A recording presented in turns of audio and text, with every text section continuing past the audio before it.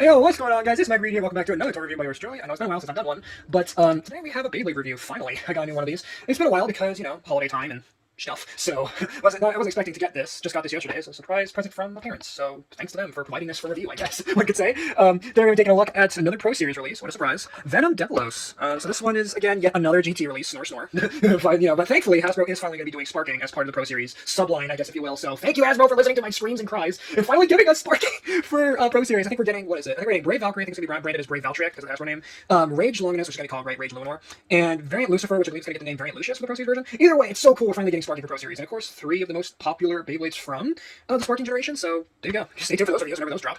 Anyways, back to Venom Devolos here. Looks really nice actually. Sadly, he doesn't come with the stock parts, which I'm a bit bummed out about. But the stuff that we do get in here is pretty juicy. So on the box, of course, we have right dead center Beyblade Burst Pro Series right there, and of course, right here you got a nice little CG render of Diabolos himself, or Devolos as the box calls him, looking absolutely fantastic. Of course, it does show a little illustration of the right light launcher, which is based off of the cartoon version one of the same name.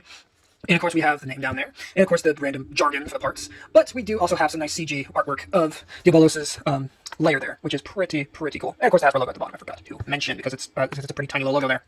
On the back we do get, of course, the specs. So of course we get, of course, Pro Series logo at the top again. Of course, and hey, that's his name. And then of course we have attack type, which is contradictory to its original stock typing, which is balance type. But anyhow, it is a right spinning Beyblade, of course. It has dual spin direction compatibility and gradual attack increase for the driver there. And of course you do get the tiny little forge disc there as well. Die cast parts, because, you know, Pro Series, it's all about, you know, basically TT but Hasbro. Of course you do get the specs, which again, as I keep telling you guys, don't read them because they are rubbish. Move the box out of the way.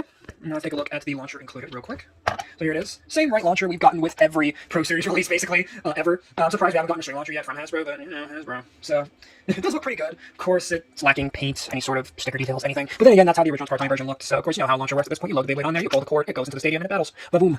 Not reinventing the wheel here, are we? Moving that out of the way. We also get some destructions, which of course tell you about all the parts, how to assemble it. Of course, tells you the sticker sheet, or maybe, and I believe you also get the code for if you want to add the Beyblade to your Beyblade Burst mobile app for like the 5 people that still use it. So, here is the code. So you guys can see that right there. Scan that if you will.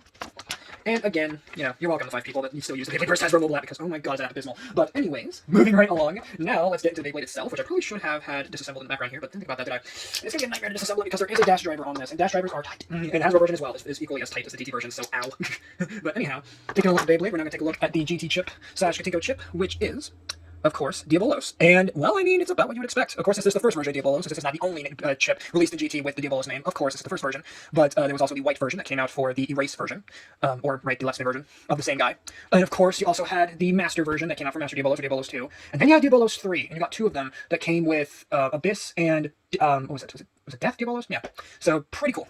Pretty cool indeed. But this is the original Diabolos chip, and it looks fantastic. Of course, the motif is, well, a demonic dragon, for those who remember my original review of the original Hasbro Hypersphere version, which went by the name, I believe it was Venom Devolos as well, I think it was. Or no, I think it was a different name, I can't remember off the top of my head. But here you have them. So, of course, we do have the metal here on the chip, because that is the special gimmick of the chip, is that the layer weights and the chip are fused. So, there is no layer weight. This is the layer weight and the chip at the same time, which I think is kind of a neat idea.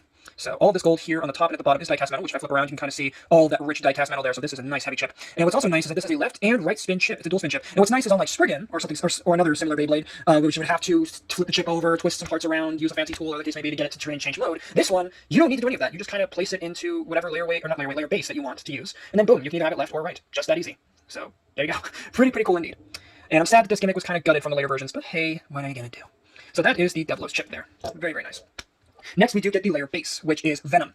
Insert Don't Man Crybaby Smells Blood music here for someone who might be watching this video. You know who you are. Anyway, so the layer base here, Venom. Well, I mean, it definitely, well, it doesn't look like a Spider-Man villain now, does it? But that's not the point. It's supposed to be like, you know, yeah. So it's supposed to be like claws, like demon claws. And you can kind of see that with the sort of 3 red claws here, which definitely look like they're covered in blood. And of course, you do have the little demon heads on the side here, which if I can get a close up of those, get a close up, do look pretty fierce with the teeth and the sort of snarling look you got to them. Looks very nice on both sides. And of course, you have the GT logos on the top and bottom there.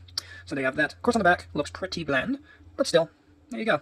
So that is the Venom base. Now, of course, later we will compare this to the original Hasbro Hypersphere version, which, for those who remember that review, it was not a looker, to say the least. It definitely looked most of the part, but you really do need that little speck of gold there to really complete the design. Hasbro, anyway, took them till, what, now to finally figure it out? I don't know. Anyways, moving on to the Forge disc, we have the Outer disc. Now, Outer is not new. Outer was initially released in 2017 with the very much hard to get release of Orichalcum Outer Octa. Now, thankfully, Hasbro did reissue it in Turbo / Chosi a year later with it in the, what they call Switch Strike line, which, thank God for that, because I mean, I don't know what I'd do to get that Beyblade, because it's probably one of the coolest designs they came up with in the entirety of this generation of Beyblade, in my humble opinion. And of course, trying to get the original Cartoni version, yeah, good luck with that. And it's not always hard to find, but if you do find it, yeah, you're going to be selling your liver to get the thing. But anyways, so the Outer disc, pretty cool. I do like the Omega symbol on there, and of course, the overall design. So, other than that, not really much to write home about. Lastly is the driver, and the driver is variable dash. So variable is not new. Again, we've seen this initially, I believe, in 2016 with Victory Valkyrie. Yeah, I know, ain't that a throwback? For you guys, for those who remember the earlier waves from this generation, or systems, subsystems, if you will. And, ooh boy, and of course it's not going to focus on me. There it goes. It does look pretty nice with the blue, the red, and of course the black for the rubber. So, and for this actual dash version, this is not new. This, I believe, initially debuted with, I believe it was Ace Ashura. I think it was. I think it was a limited edition release for Card Tommy. It came with variable dash. So, yeah, that's where it first debuted. So again, this is not a new driver, sadly, but for Hasbro this is. So, of course, because it's a dash driver, you can tell because of the red cap, and if you look in there, it does have a gold spring, so the lock is much tighter with this. And the mechanical variable, for those who may have forgotten, is that, yeah, these little rubber spikes on the bottom, and as you use it more and more, the spikes will whittle down, if you guys can see that. The spikes will whittle down, thus making the driver's performance more and more aggressive until you finally make it all the way to the bottom, where it's super aggressive and it hits like a truck. So, that is pretty cool. Unfortunately, even when you do whittle it down, the performance is still, at least on my versions of variable that I have that are worn down, the performance gets more and more abysmal and less powerful, like it was initially intended, but hey, it's the thought that counts, isn't it? And of course, the camera actually focus on the darn thing, that would help too. So putting the Beyblade together, very, very simply. Snap it together, make sure you put the locks on the back, so that way the chip doesn't break or anything. Lock it all together with a nice tight lock, and bam, there you have Venom Diabolos, or Venom Devolos, outer variable dash. Very, very nice indeed. Wish it would have came with the original stock parts with, what was that? Vanguard Bullet, which I love the fact that that's the driver's name. It's actually called Bullet, like that's super cool. And of course the gimmick for that driver was pretty interesting, except for the fact that I believe early copies of Bullet had some QC issues. But other than that, I believe versions now are much, much smoother and don't actually break on you as much, so that's good. But still, very, very cool Beyblade regardless.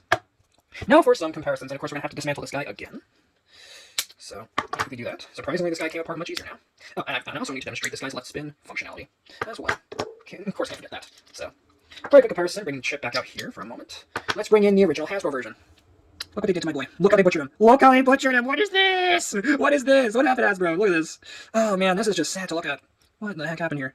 You know, Toku was originally one of the coolest early GT chips. They turned it into this. What is this? Like, come on. I'm sorry, but like, yeah, I mean, look at, I mean, just, what happened?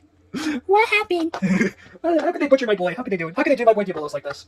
And of course, now for the layer base. Oh my god, it gets worse. Again, the paint, the fact that it doesn't have... They molded the metal parts onto the base, for God's sake. Why? And of course, the gold is gone. Like, Hasbro! Hasbro! How could you do this to me? Like, come on, man.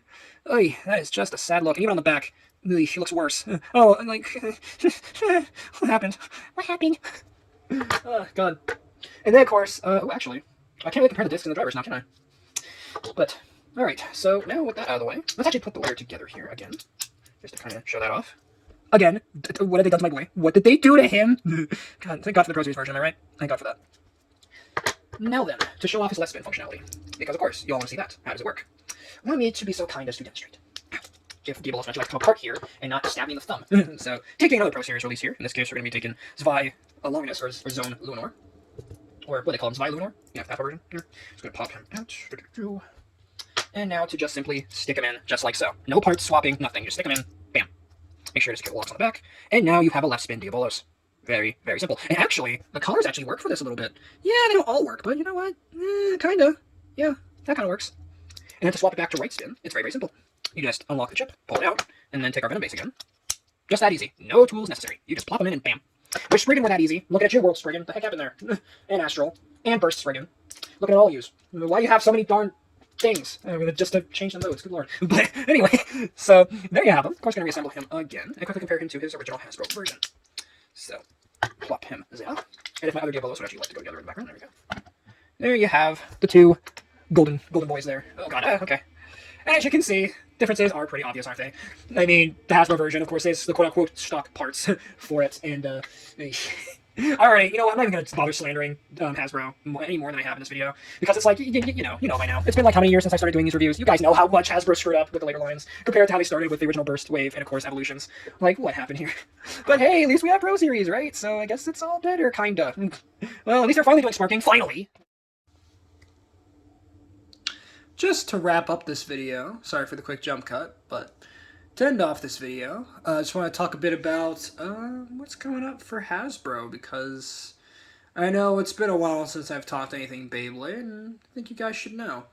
Hasbro is confirmed to be doing the final season for Beyblade Burst, aka Beyblade Generation 3, which is going to be called Quad Strike. I think I mentioned it before, but if I haven't, that's what they're calling it. And some of the products have dropped on Amazon, whatever the case may be. And of course, obviously, I'm looking for deals right now to get the products for review, and of course, to add to my collection, obviously. And surprisingly, not too long ago, I believe Hasbro confirmed to be doing an anime series to coincide with the Quad Strike releases, which is kind of surprising because for Takara Tomy, for BU, Burst Ultimate, they didn't do a show. They just did the toys, not the show. But for Hasbro, they're actually continuing the anime, which, again, is a very, very pleasant surprise indeed. But even still, from what I've seen of the show, again, the quality is just oof. It's hard to watch. It's hard to watch for me because it's like, what happened here? You know, like the first season of Burst was amazing. The animation was great. The characterization was awesome. It was just really nice little episodes, and they were fun to watch. Then Evolutions, it just started getting. It was still good, but you could definitely tell the quality was starting to dip a little bit. And then Turbo, and then God, and then just Sparking and GT, and oh man, you could just see the quality slowly start to dip, and it was hard to watch. At least, but I'll give this generation of Beyblade this. Even if the show dipped in quality, at least the toys, at least for Takara Tomy, actually stayed the same quality throughout. Except for minor QC issues, in another case maybe, it was still pretty consistent. Hasbro, what happened? Hasbro, just what happened? Like, you started so good, and then it just dipped, dollar store garbage. Like, what happened? What happened? Why? And some of you might be saying, well, why do you buy the products if you know they suck? Because I don't have any other option. I mean, I would buy the Takara Tomy stuff, and I try to buy it where I can. Problem is that first of all, it's a pain in the right butt cheek to get any sort of deal on any of the Takara Tomy stuff. That and shipping is a pain. And on top of that, just in general, it's tough. It's tough, especially for ones that I really want to get, especially sets as well, or just especially in today's economy. Good lord, so expensive to get any sort of Beyblade stuff. So hopefully that clears up any sort of questions that I'm sure a couple of you may have asked or wanted to know in the past, like, why do I only buy the Hasbro stuff these days when I know I suck? There's the answer. The Takara Tomy stuff is too expensive, plain and simple. It's too expensive for me right now, unfortunately. So I have to deal with this for now until I can actually, until the prices start going down and I can actually, afford the stuff that I want to get for review and for my collection, or whatever the case may be. So anyway, sorry for that rant, but let's go wrap it up for this review. Thank you guys so much for watching. If you guys enjoyed, please make sure to drop a like on this video, subscribe if you're new, and ring that notification bell so that you guys get notified for all my uploads. Later, Eat Squad, and have a good one.